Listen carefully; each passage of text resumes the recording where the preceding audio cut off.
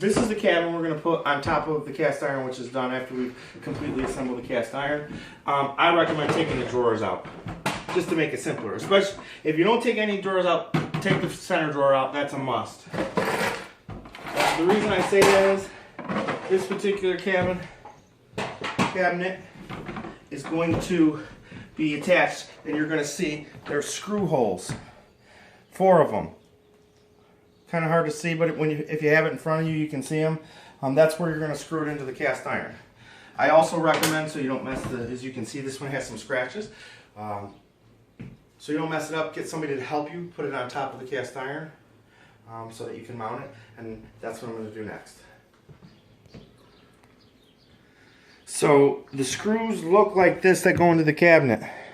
There's 4 of them. And on top, I'm just going to show you where they go. They go about right here. You can see underneath. And they're going to, this takes a little doing. This is where you use your larger screwdriver to get up under here and actually screw the 4 screws in. One's right here. Make sure you line it up to the hole and screw it in. You're going to do that 4 times.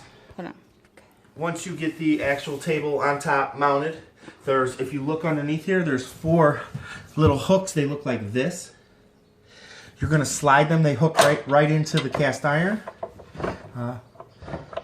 There, with those hooks, you're going to screw them in. The screws are going to look like this.